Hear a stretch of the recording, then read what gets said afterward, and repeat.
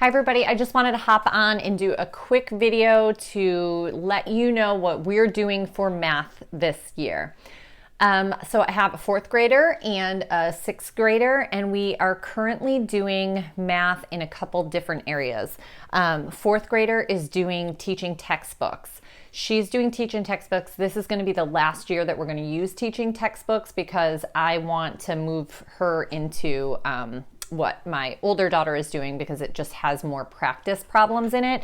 So she does teaching textbooks and then she does fourth grade Khan Academy. So they're kind of getting like double math, but it's because they can do the math on Khan Academy and keep going through on their own. And then I can be, doing the math in the textbooks with them. So the sixth grader then is doing Saxon math, and I do that with her, and there's lots of extra practice problems with Saxon math, and so that's why I like it, because the math starts getting more difficult as they get into middle school, and then there's, I don't have to go searching for additional practice problems. There's plenty of practice problems in Saxon math for her to do that.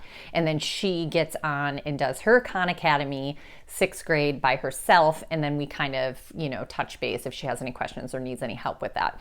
The multiplication, there's worksheets that come with the Saxon math. You get a what is it called? Like a workbook, and it has tons of problems in it. I let the fourth grader do the multiplication problems. So she pulls out the multiplication, the division problems, and she can work on those too. So there's plenty of reproducibles or consumable materials with Saxon that I really like.